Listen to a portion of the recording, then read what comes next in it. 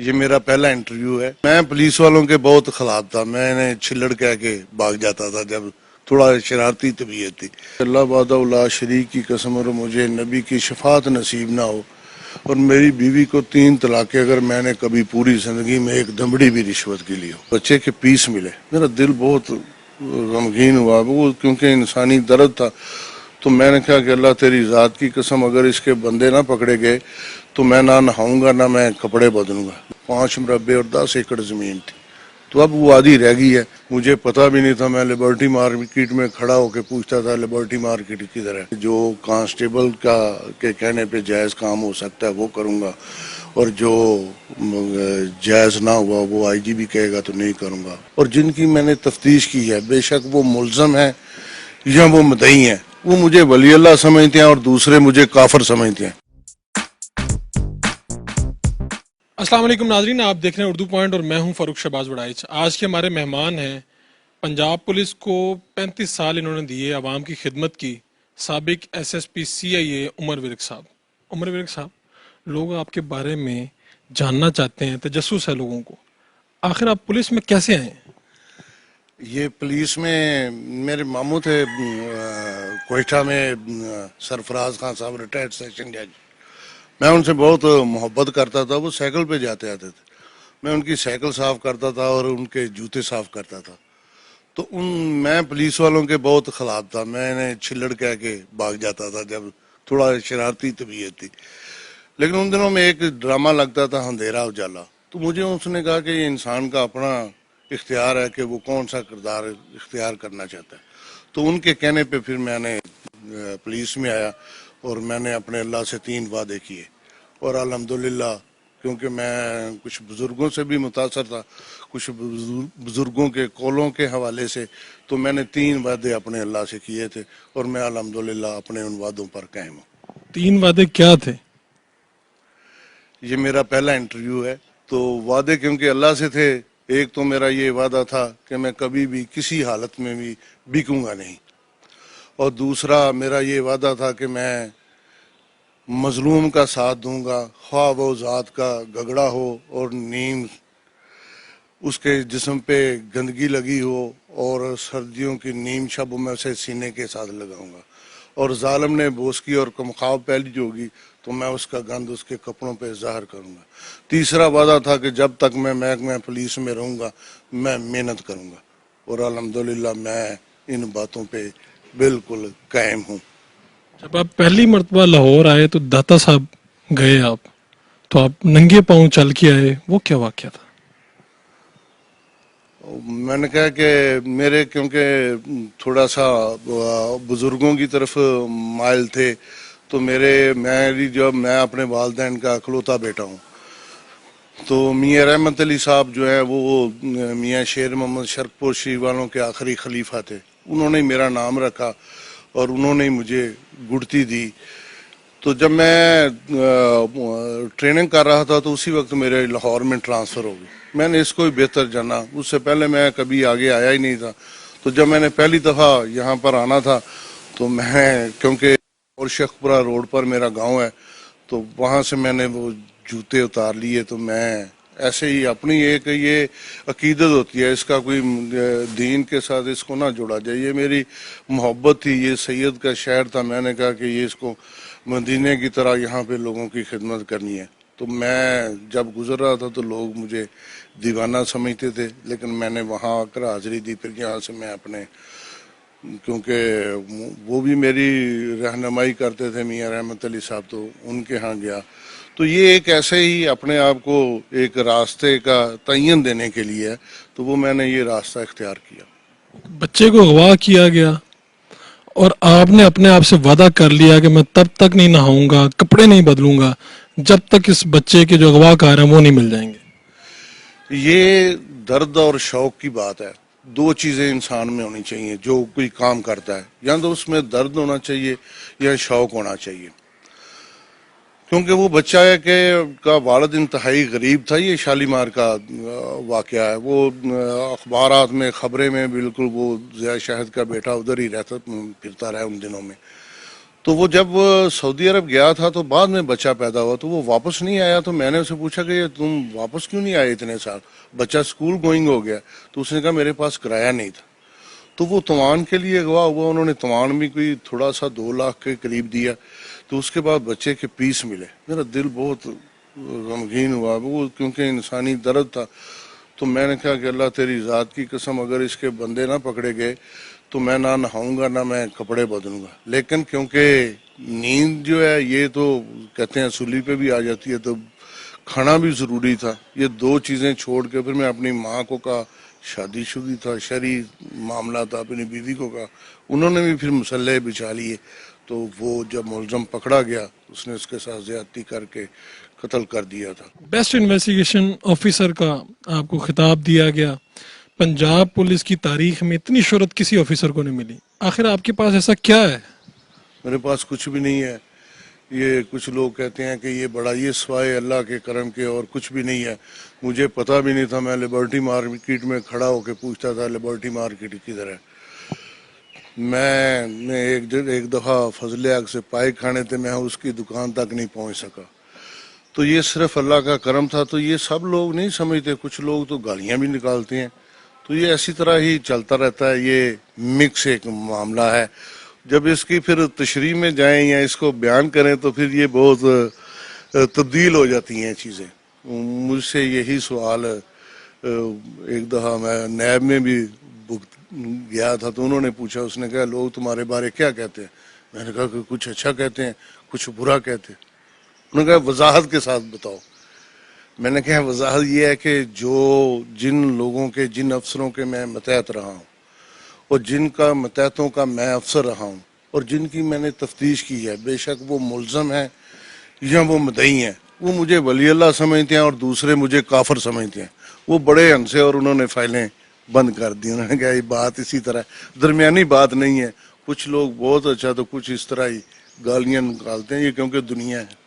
یہاں پر تو ایک police officer S H O لگ جائے تو اس کے اربوں روپے کے ساسے بن جاتے ہیں، آپ نے کتنے ساسے بنائے؟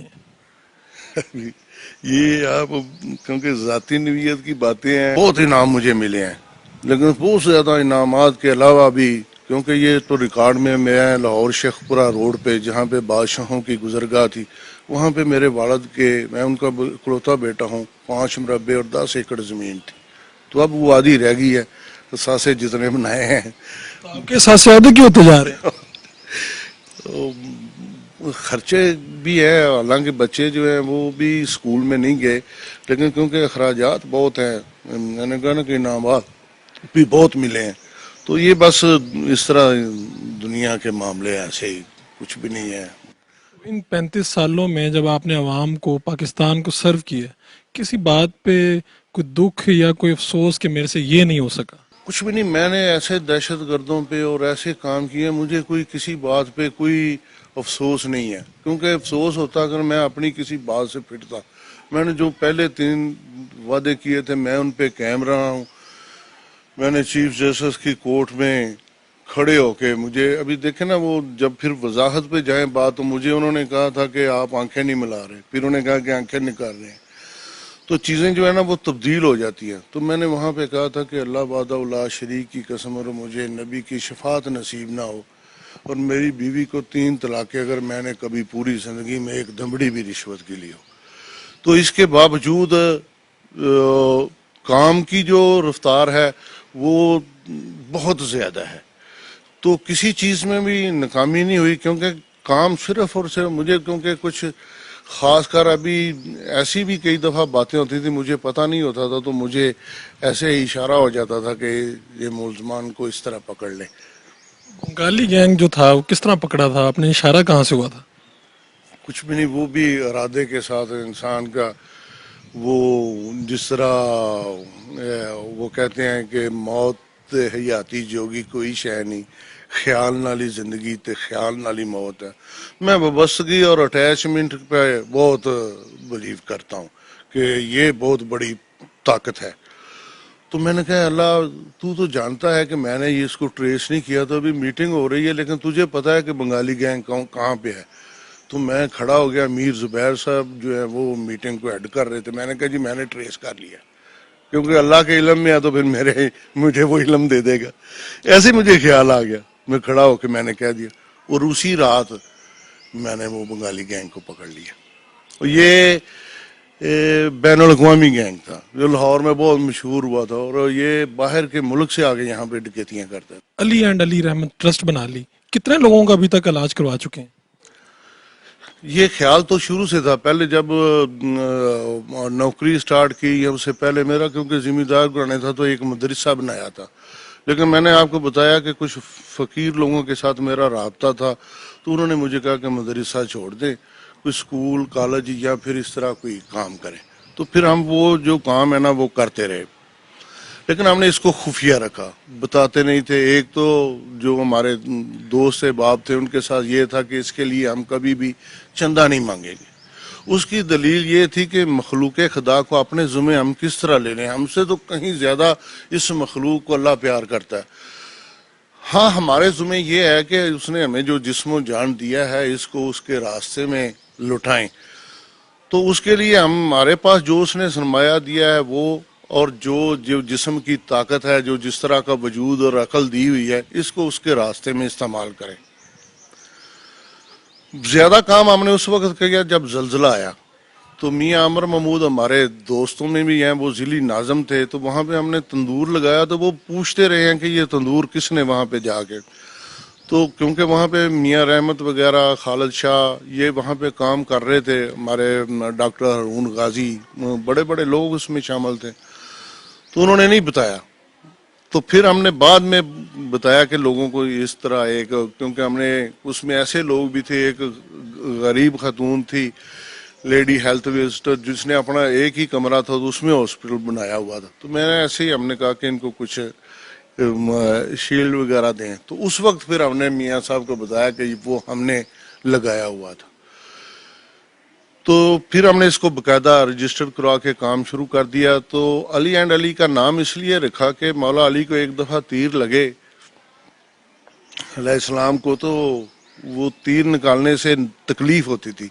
जब वो नमाज पे खड़े हुए तो तीर निकाला तो उनको तकलीफ नहीं हुई, लेकिन जब एक साइला ने आके आगे कहा कि मैं ज़रूरतमंद हूँ, तो आपने नमाज में अपने हाथ से अंगूठी उतरवा दी।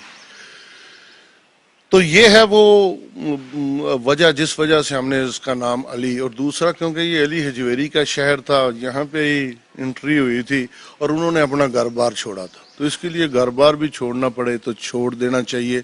तो इसलिए हमने इसका अली एंड अली साथ रहमत दोस्त, क्योंकि हम दोस्त हैं, तो वो लगा के हमने किया।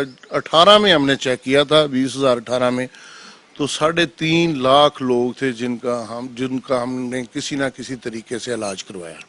लाखों रुपए खर्च होते हैं, एक ही सिर्फ अगर वो मुश्ताक जो पहलवान था माखा, उस पे भी लाखों रुपए आए होंगे, ये पैसे कहाँ से आते हैं? एक तो मैंने आपको कहा कि हम किसी से कोई चंदा लेते नहीं है। इसकी मिसाल ये है, 2 बंदों का मैं नाम लेके आपको बताता हूँ। एक बलाल इंटरप्राइजेज वाला, जब सैलाब के दिन थे तो वो उसने कहा जी मैं 1 करोड़ रुपया देना चाहता हूँ। मैंने कहा ये आपने खुद ही जहाँ वहाँ पे जाके लगाना है, तो फिर अपनी बीवी को भी वो लेके आया, लेकिन हमने उससे नहीं लिए।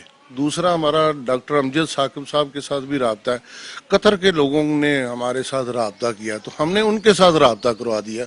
हम पैसे नहीं लेते। हाँ, हमारी कुछ इन चीज़ों में मामनत करते हैं। ज़ुबैर नवाज चट्ठा साहब हैं गोरनवे वाले, गुरकी हॉस्पिटल वाले हैं, डॉक्टर आमर साहब हैं। इस तरह हमारे साथ कुछ डॉक्टर लिंक हैं जो हमें, जिनके साथ हमारा मोहब्बत का वास्ता है। तो वो मोहब्बत वाले जो है ना, वो हम मरीज को घर में ढूंढ के तलाश करके वहाँ पे ले जाते हैं। हाँ, कभी कभी इस तरह माखे वाला आ जाता है मरीज जिस पे कभी खर्च करना पड़ जाता है, तो उसके लिए फिर हम कोई आपस में इकट्ठा करके, और उसमें फिर लोगों को जब मिलते हैं तो फिर पता चलता है कि असलियत क्या है। तो फिर हमारा जब डॉक्टर साहबान के साथ रब्ता होता है, उसका इलाज हमने CMH से करवाया, तो वहाँ पे तो खर्चा था, लेकिन जब हम लेके गए, हमारी हिस्ट्री उन्होंने देखी, हमारा खलूस देखा, मियाँ रहमत का उसको उठाना ले जाना, उसकी खिदमत, सड़क से मरीजों को उठा के उनको नहलाना साफ करना, जब ये देखते हैं वो सारा, तो उसमें वो खलूस ही सिर्फ देखते हैं, तो फिर वो भी मुफ्त इलाज करते हैं। तो वहाँ पे भी डॉक्टर साहब ने फिर جو ان کے اخراجات تھے وہ لیے, ہم سے پھر زیادہ پیسے نہیں لیے. 50 کروڑ کے جعلی نوٹ, اتنے بڑے بڑے کیسز جیسے جاوید اقبال کے والد کا کیس ہو, سیٹھ عابد کے بیٹے کا کیس ہو, اتنے کیس حل کیے, مشکل تو کہیں پیش آئی ہوگی. بس یہ ہے کہ اس میں ٹائم ضرور زیادہ لگتا رہا ہے, لیکن محنت کیونکہ کرتے تھے, عادت تھی, کئی دفعہ 3 دن 3 راتیں تک بھی جاگتے رہے. میں آپ کو 2 باتیں ویسے بتاتا ہوں, باتیں تو بہت ہیں زندگی میں کرنے کے لیے.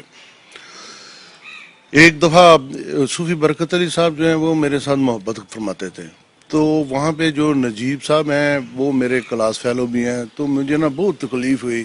ٹی وی پہ اس طرح لوگ میرے خلاف بہت باتیں کرتے تھے. میں نے ان کو جا کے کہا جی میں تنگ پڑ گیا ہوں. تو وہ کیونکہ وہاں پہ مچھ بھی جلاتے ہیں, تو وہ مجھے مچھ پہ لے گئے, تو وہاں سے انہوں نے خاک سوا اٹھا کے مجھے دی اور انہوں نے کہا کہ منہ پہ مال لو. تو پھر میں نے منہ پہ مال لی, تو مجھے اس سے ابھی انہیں کیا فرق پڑتا ہے. دوسرا, ایک دن میں جا رہا تھا, کیونکہ میرے پاس میں ایس پی سی آئی کافی دیر رہا ہوں, تو انویسٹیگیشن آپریشن دونوں تھے. مجھے خیال آیا کہ یہ اسکواڈ بھی ہے, ایک موٹر سائیکل دہشت گردوں کی وجہ سے ساتھ چلتی ہے, تو بڑی تیری بات ہے, تو ایسے تجھے پتہ بھی نہیں تھا لبرٹی مارکیٹ تھا. میں نے اس کا گاڑی روکو, اس نے گاڑی روکی, میں اتر کے ریس کورس پارک میں چلا گیا. میں زمین پہ بیٹھ گیا, میں پھر زمین پہ لیٹ گیا. میں اٹھا تو S H O Shadman Ehsan Butt میرے سرانے بیٹھا تھا. میں نے اس سے کہا میں نے کراٹے لیے. اس نے کہا تو نے بہت کراٹے لیے. میں نے کہا شکر الحمدللہ. تو میں نے کہا پھر کوئی تکبر والی بات نہیں, ایسے ہی خیال آ گیا. تو جس طرح پہلے دن تھا اسی دن آج ہوں. پہلے دن بھی یہ کہا تھا کہ جو کانسٹیبل کے کہنے پہ جائز کام ہو سکتا ہے وہ کروں گا, اور جو جائز نہ ہوا وہ آئی جی بھی کہے گا تو نہیں کروں گا. اور الحمدللہ درست ہی کام کیے ہیں, کوئی غلط کام نہیں کیا. یہ عمر ورک نام اتنا شہرت کیسے اختیار کر گیا؟ کچھ تو ایسا ہے پیچھے آپ کی شخصیت کے. کچھ نہیں, میں بالکل کم بولتا تھا, میں شہرت چاہتا ہی نہیں تھا مجھے, کیونکہ میں ویسے ہی دیہاتی آدمی تھا, میں دیہات میں جانا چاہتا تھا. لیکن یہ تھا, میں نے جس طرح آپ کو کہا کہ میری ولادت سے پہلے ہی میں ان کی دعا کے ساتھ ہوا تھا, تو وہ وقت کے کتب تھے, انہوں نے میرا نام رکھا تھا. شاید یہ وجہ ہو, یا کچھ ایسے ہی کچھ دعائیں تھیں, ورنہ میرے والد صاحب دکشت کرتے ہیں تو وہ بقلم خود لکھتے ہیں. تو ہم تو ایسے ہی بالکل زیادہ کوئی پڑھے لکھے بھی نہیں, لیکن درست خیال ضرور تھا, جس کا میں نے پہلے بھی ذکر کیا ہے کہ خیال کی پاکیزگی بہت اہم ہے. ٹھیک ہے, کوئی ایک بات جو عمر ورک صاحب پاکستانی قوم کو کہنا چاہتے ہیں. میں پاکستانی قوم کو یہ بات کہنا چاہتا ہوں کہ پاکستانی قوم بہت اچھی قوم ہے, صرف اور صرف اگر وہ ایک بات کو چھوڑ دیں کہ ہر آدمی کو اس کی پیٹھ پیچھے اور جب بھی موقع ملتا ہے تو ہماری جو منفی باتیں ہیں ہم اس کو اٹھاتے ہیں, تو وہ ہم چاہتے ہیں ہم دوسرے کو گرا کے آگے سفر کو بڑھانا چاہتے ہیں. میں کہتا ہوں کہ دوسرے کا ہاتھ پکڑ کے اور دوسرے کے کاندھے پہ چڑھ کے آپ بے شک آگے سفر کو اختیار کریں. نبی کریم صلی اللہ علیہ وآلہ وسلم نے بت توڑنے کے لیے مولا علی کو اپنے کاندھوں پہ کھڑا کر لیا تھا. اس طرح کا رویہ اختیار کریں.